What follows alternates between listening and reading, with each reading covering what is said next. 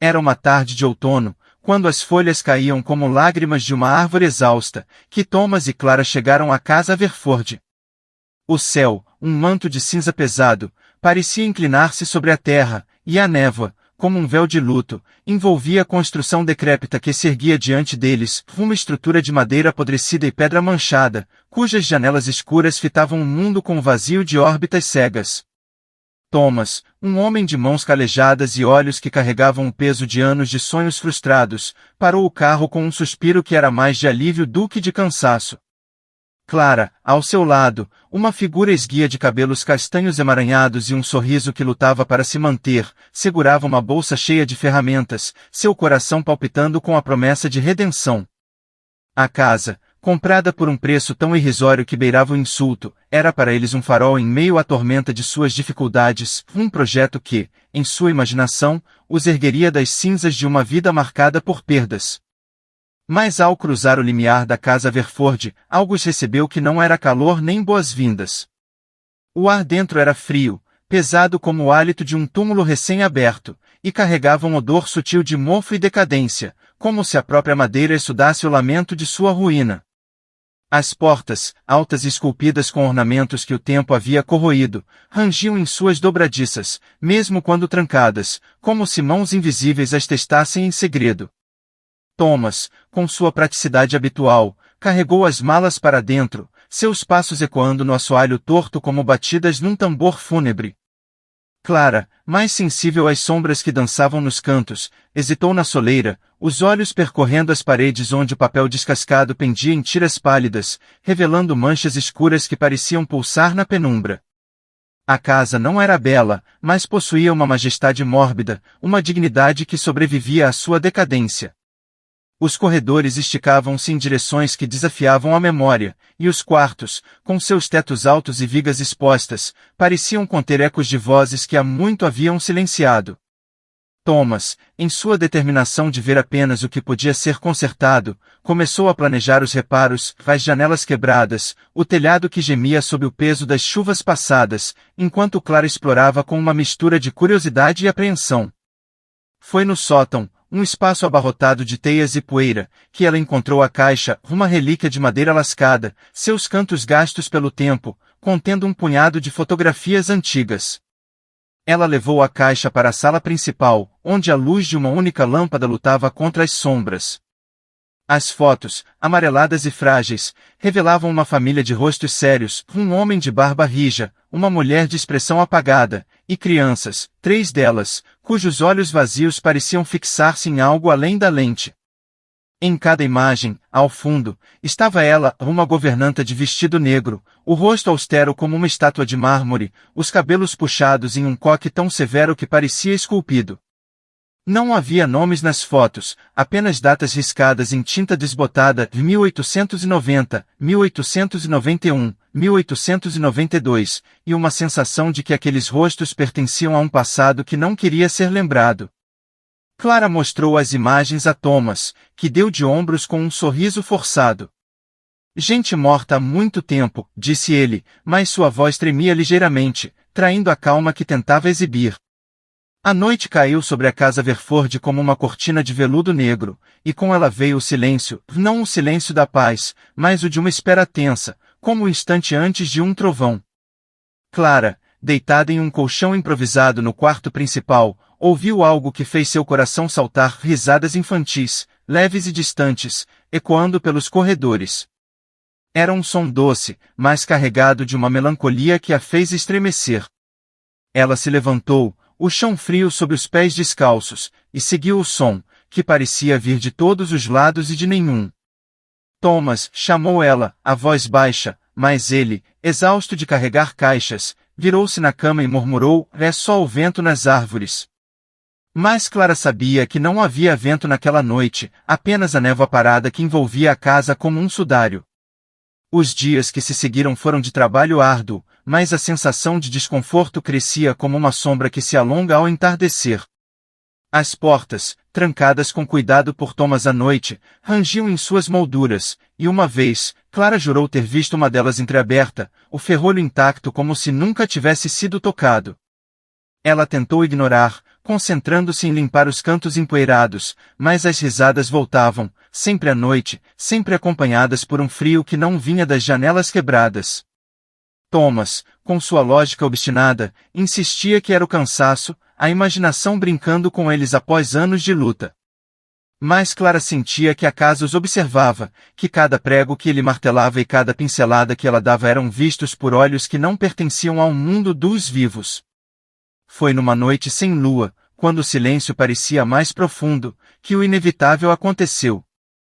Clara acordou com um sobressalto, o eco de uma risada ainda em seus ouvidos, e viu Thomas dormindo ao seu lado, o rosto relaxado em um repouso que ela invejava.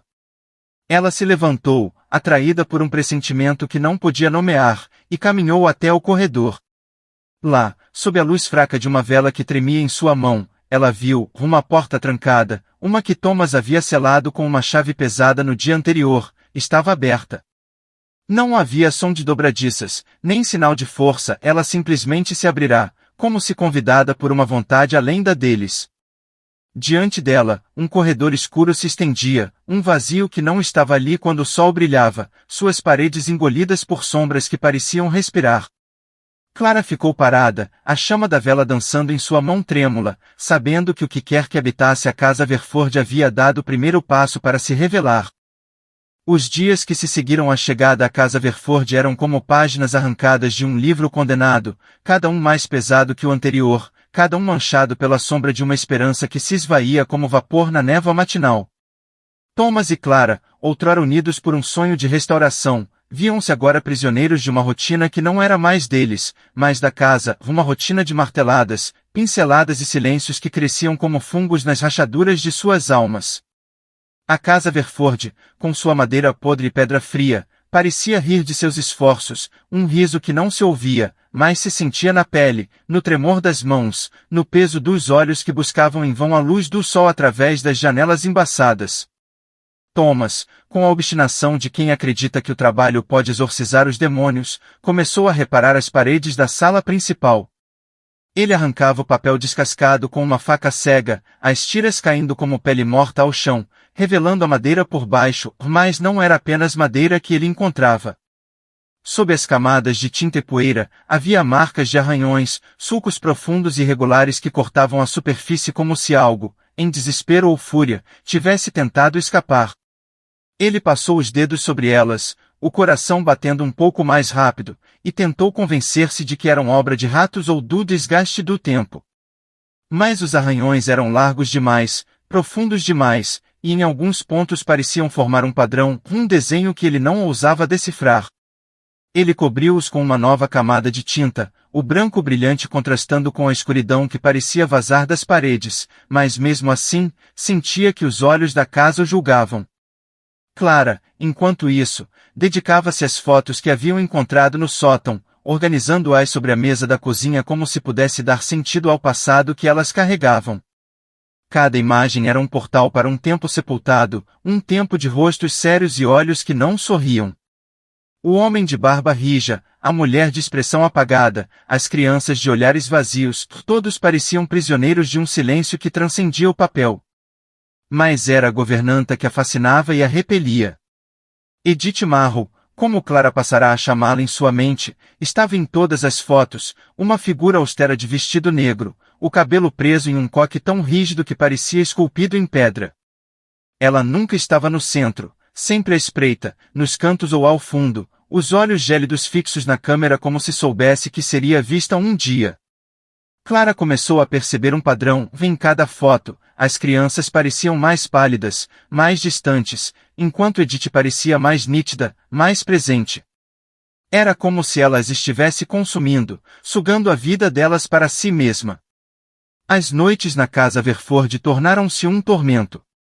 As risadas infantis, que Clara ouvirá na primeira noite, agora eram mais frequentes, um coro de vozes leves que dançavam pelos corredores e escadas, acompanhadas por batidas em portas que ninguém abrirá.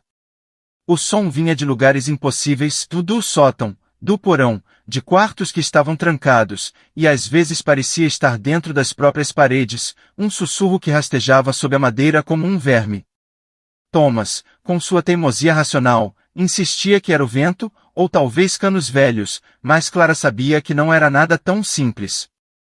Uma noite, ela acordou com o som de uma batida forte na porta do quarto, o coração disparado, apenas para encontrar o corredor vazio, a porta ainda trancada.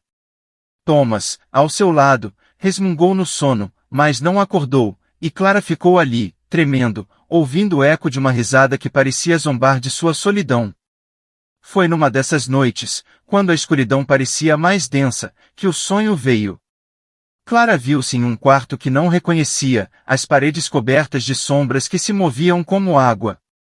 Diante dela, crianças pálidas, as mesmas das fotos, formavam um círculo, suas mãos unidas enquanto cantavam uma melodia sem palavras, um som que era ao mesmo tempo belo e terrível.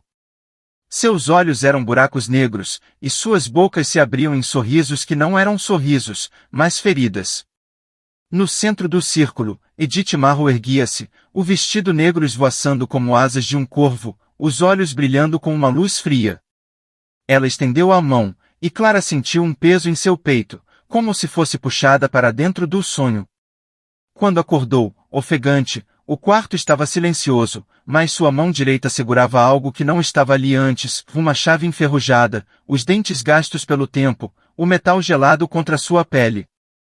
Ela mostrou a chave a Thomas na manhã seguinte, o sol pálido lutando para atravessar a névoa que envolvia a casa. De onde isso veio? Perguntou ela, a voz trêmula.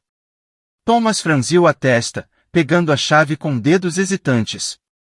Você deve ter encontrado no sótão e esquecido, disse ele, mas seus olhos traíam a dúvida. Ele insistiu em prosseguir com o trabalho, martelando pregos com uma força que parecia mais raiva do que determinação. Vamos consertar essa casa, declarou, como se as palavras pudessem afastar o que quer que estivesse crescendo entre eles. Clara não respondeu, mas guardou a chave no bolso, sentindo seu peso como um aviso que ela não podia ignorar. O dia passou em um silêncio tenso, mas a noite trouxe o inevitável. Eles estavam na sala, Thomas lixando uma viga enquanto Clara separava mais fotos, quando o espelho acima da lareira, um objeto antigo de moldura rachada que eles haviam decidido manter, caiu com um estrondo.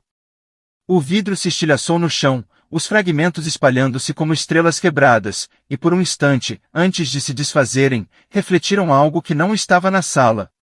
Clara viu, e Thomas também, o rosto severo de Edith Marrow, os olhos gélidos fixos neles, a boca cerrada em uma linha de julgamento. O reflexo durou apenas um segundo, mas foi o suficiente para fazer Clara gritar, enquanto Thomas deixava a lixa cair, o rosto pálido como a névoa lá fora. A casa ficou em silêncio, mas o eco das risadas infantis voltou, mais alto, mais próximo, como se celebrasse o que acabará de acontecer. A casa Verford, que outrora fora apenas uma ruína de madeira e pedra, despertava agora como um ser vivo, pulsando com uma energia que não pertencia ao domínio dos mortais. Seus corredores, antes silenciosos, tornaram-se arteriais, carregando um sopro de vida que não era vida, mas algo mais sombrio, mais antigo, uma vontade que se infiltrava nas frestas da realidade e tomava posse do que encontrava. Thomas e Clara, prisioneiros de suas próprias esperanças desfeitas, viam-se agora marionetes num palco de sombras, suas mentes e corpos dobrados por uma força que não compreendiam, mas que sentiam em cada respiração trêmula, em cada olhar furtivo para os cantos escuros. Os sinais começaram pequenos, mas crescentes, como uma doença que se insinua antes de devorar. Uma cadeira na sala principal, pesada e firme em suas pernas de carvalho, arrastou-se sozinha até o centro do cômodo, o som de madeira contra madeira ecoando como um lamento rouco. Thomas, que lixava uma viga próxima, parou, os olhos arregalados, mas antes que pudesse falar, o candelabro sobre a mesa da cozinha, uma relíquia de ferro negro que não fora tocada, acendeu-se sem fósforos, as chamas surgindo em uníssono com um sussurro que não vinha do vento.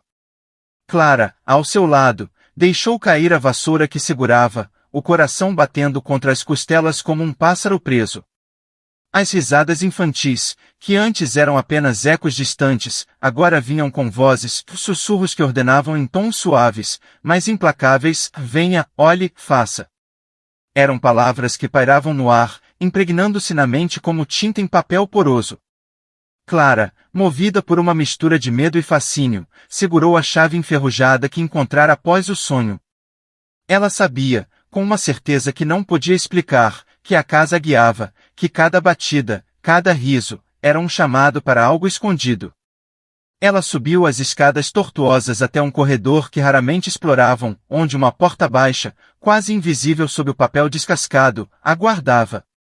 A chave girou na fechadura com um estalo que parecia um osso quebrando, e a porta abriu-se para um quarto pequeno, sufocado por poeira e escuridão. Lá dentro, sobre uma mesa torta, repousava um diário, suas páginas amareladas, a capa de couro rachada como pele seca. Claro abriu, as mãos trêmulas, e leu as palavras de Edith Marrow, a governanta cuja presença assombrava as fotos. O diário era um testamento de loucura e devoção. Edith escrevia em uma caligrafia rígida, descrevendo seu papel como guardiã de 3 crianças, os mesmos rostos pálidos das fotografias, e um ritual que ela acreditava necessário para libertá-las de um destino que não especificava. As almas delas estão presas, dizia uma entrada de 1892, e eu, em minha febre, vi o caminho. O círculo deve ser completo, o sangue deve selar.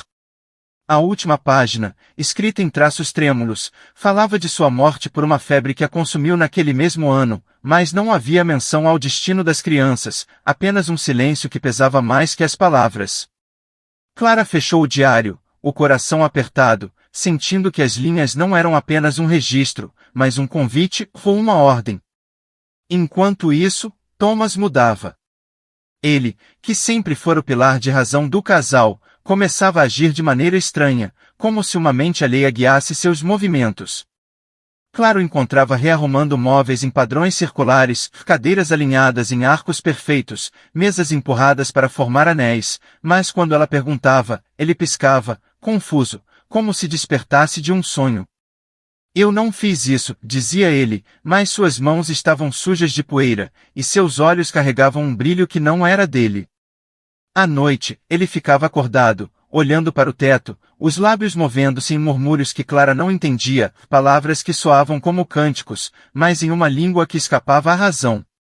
A presença que habitava a casa Verford não se contentava mais em sussurrar.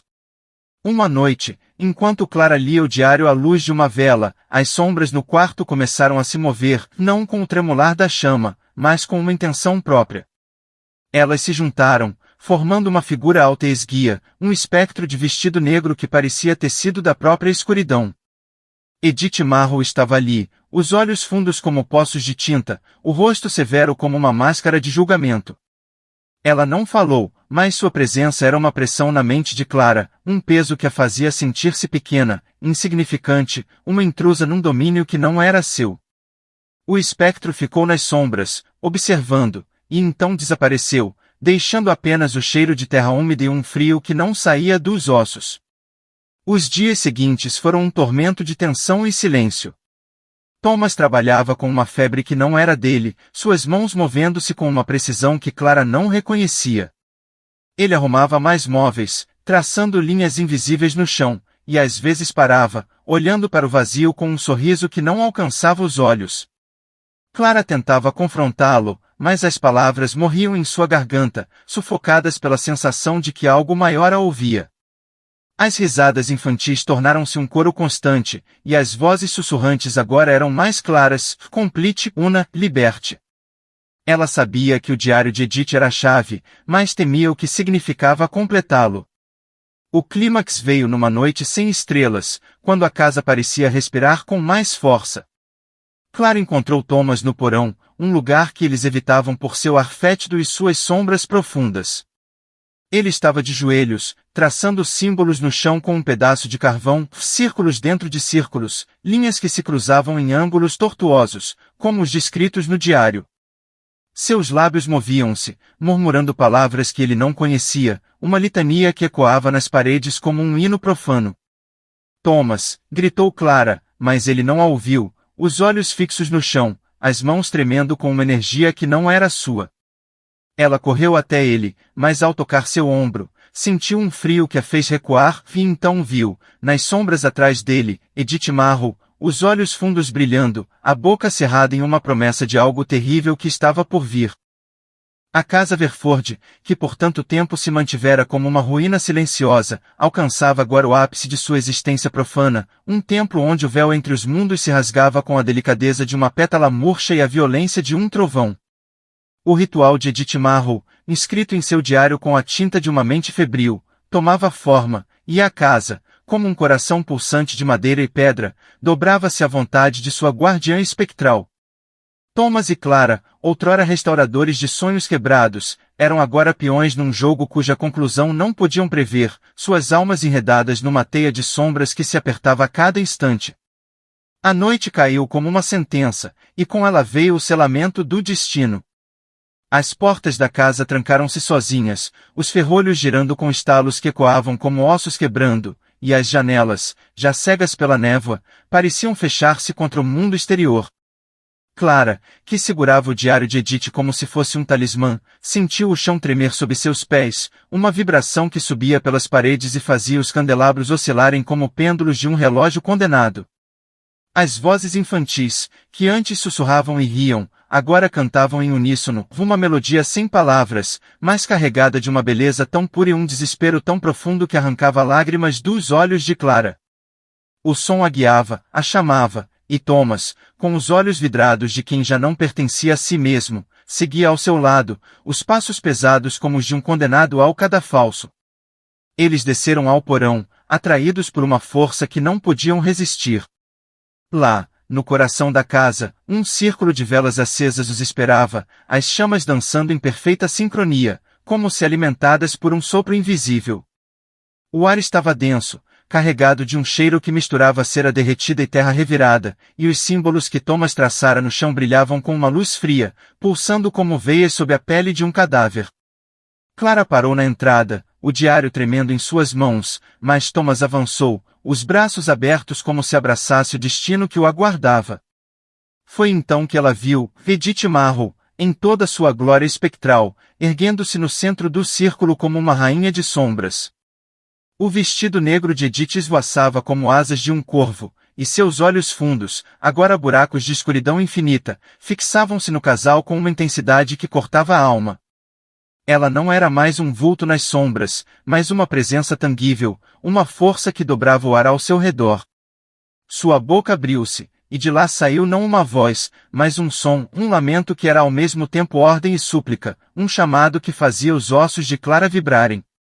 Thomas caiu de joelhos diante dela, as mãos esticadas como se oferecesse algo que não podia ver, e então seus olhos se voltaram para Clara, mas não eram os olhos dele, eram os de Edith, frios e implacáveis. O plano macabro da governanta tomava forma.